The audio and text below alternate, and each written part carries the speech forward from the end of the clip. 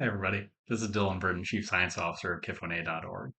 And today I'd like to talk about an exciting new project that we're undertaking as part of our Treatment Accelerator program. But first, a little bit of context. In addition to having a great love for science, I have always been a lover of fantasy. And the reason for that is that when somebody says, "Hey, I'm making this all up, but come with me for a bit," I get very excited to join them in that creative space because when we enter these imaginative spaces, we can learn more about different perspectives of the world, but we can also envision ways in which the world could be slightly different or slightly better. Now, the tension between those two exists because when a fantastical story gets sold as an actual solution or a truth, the next question is really, well, where's the data? But by holding one in each hand, I think that there's a lot of opportunity because you can potentially see ways in which the reality could get a little bit closer to the fantasy, to the ideal world, the changes we want to see.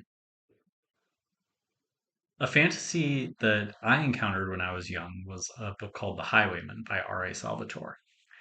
And it's a fantasy book, but something I didn't appreciate when I was younger is that it's also a book about developmental disorders.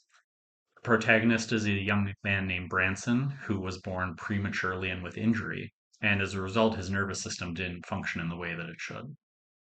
A lot of the symptoms that he experienced will sound pretty familiar to our community. He walked with what was described as a stork-like gait. He often fell and hurt himself. He had trouble speaking and communicating effectively. And as a result, he struggled to connect with the people around him, despite having a bright and vibrant inner world that we learn about through his own perspective.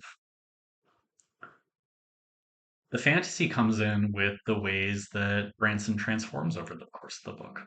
And there are two components to this. The first is a book. He finds a book that describes, among other things, all of the ways in which a body can move most effectively, efficiently, productively, a manual of bodily health and function. And despite the fact, or because of the fact, that Branson couldn't move in the ways that he wanted to, he went through this book cover to cover again and again and again. And he integrated these lessons even though he couldn't implement them. The second part of the story is, because it's fantasy, a magic rock. It's a rock called hematite, and it was used to heal people's bumps and scrapes and bruises. And so when Branson takes a fall one day and bruises himself, he's provided with this stone. And when he puts the stone on his head, something really exciting happens. He describes the energy that goes from his head down his spine to the rest of his body as coalescing into this strong, vibrant string of energy. Whereas at every other point in his life, it had been disjointed, unproductive, unpredictable. And this correlates pretty well to what we see in CP and other degenerative disorders, that the electrical signals going through the spinal cord are inappropriate or poorly timed or too strong or too weak in such a way that the person can't move in the way that they want to. And of course, because it's a fantasy, Branson then gets superpowers and takes on incredible feats and all these things. And that's a bit fantastical, but now I find myself with a rare disease group where we talk about superheroes, canned superheroes. And our hope for them is that we can help them move more effectively, efficiently, and productively. So I held on to this story a lot over the years, just kind of keeping an eye out, thinking like, where's the magic stone? What is the device that could actually help with this? And a few years ago, I encountered a company called SpineX that was working on an approach called transcutaneous neuromodulation. That's a lot of jargon, but I'll break it down.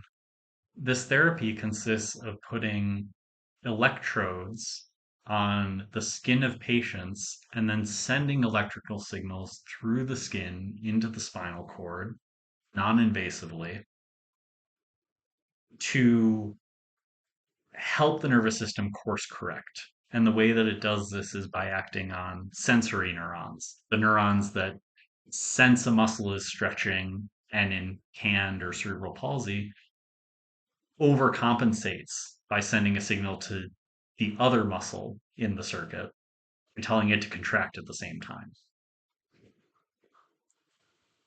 So this neuromodulation technique was used in initially several kids with cerebral palsy who were found to be able to walk better in response to this stimulation. Essentially, by changing the electrical environment a little bit, the signal to noise ratio increased and these individuals were more able to move in a coordinated fashion. And so I got really excited about this. This was kind of the fantasy coming towards the reality. And as a result, the next step was to talk to key opinion leaders and ask them, hey, do we think that this neuromodulation therapy might be effective in CAND? And the responses that we got were, it seems possible, but, very appropriately, but we don't have the data. We don't know. CAND is a unique disorder. It's a rare disorder. We just don't know enough to know whether this is actually viable. And I'm very excited to say that this spring we decided that we were going to find out. We were going to try to get the data.